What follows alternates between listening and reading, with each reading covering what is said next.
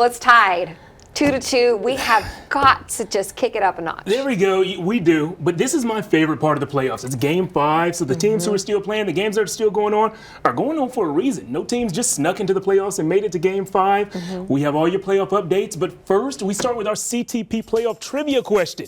The question today, who did Tony Parker replace as the starting point guard his rookie season? Was it Avery Johnson, Speedy Claxton, Antonio Daniels, or Jacques Vaughn? We'll give you the answer a little later in the show, but now we are all over the Spurs. Hey, it was a late start in LA where the Clippers and Spurs, like Evie said, are looking to break that 2-2 tie. Early on, this is not what we want to see. Blake Griffin with the jumper over Thiago. Clippers up 3 at that point, and moments later, Blake is wide open. He's going to get that one to go, and that does not make the boss man happy. But guys, don't forget, we still have the finals MVP. Kawhi Leonard gets that runner to go. The Spurs back within 5, but this opening quarter was all about number 32 for the Clippers. Blake Griffin throwing down that monster dunk on the other end of the court. Let's check in now and see how the game is going.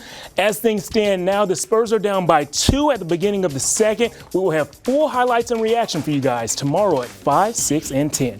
Now, regardless of who wins this one tonight, the Spurs and Clippers will take the court again on Thursday for a Game 6 matchup, and that's going to be a closeout opportunity for one team, so expect plenty of intensity inside the AT&T Center.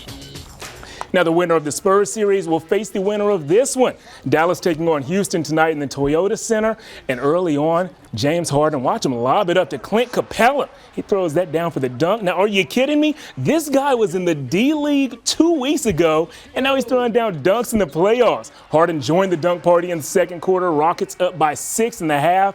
In the second half, this might have been the play of the game. Off the Harden miss, Dwight Howard with the big putback. The Rockets go on to win this game 103-94. And afterwards, Rockets coach Kevin McHale could not stop talking about the quality of the opponent that they just eliminated. You know, those guys, I've said it before, you know, Dirk Nowitzki's he's a champion.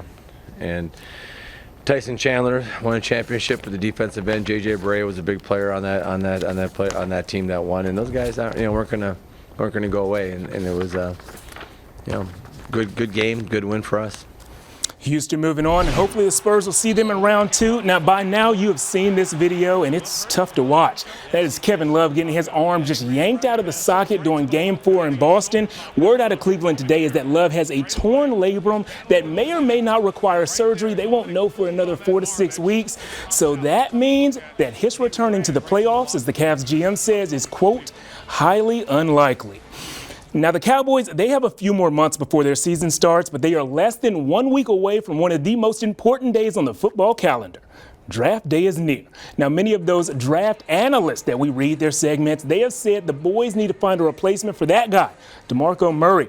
Now, there's even been talk of the Cowboys trading up to get one of the top 2 running backs in this year's class. But the man making all the decisions, Jerry Jones, says a move like that won't be necessary because the guys they have on the roster right now are good enough to win with. Yes, if we had to. Yes, and again, is running back a area of interest at position-wise? Certainly it is. But my opinion is that we could play with the running backs we've got right now and play well. Now, the waiting game and all the questions are answered when the NFL draft kicks off Thursday at 7 p.m. in Chicago. Now it's time to go back to our CTP playoff trivia question. That question, once again, who did Tony Parker replace as the starting point guard his rookie season? Was it Avery Johnson, Speedy Claxton, Antonio Daniels, or Jacques Vaughn? Beam or Evie, have y'all had time to think it over? I think I know this one. All right. Like last night, I'm pretty sure. Okay. I think it's C, Antonio Daniels. I'm not cheating. C, Antonio Daniels, all right. With Jacques, just to be different.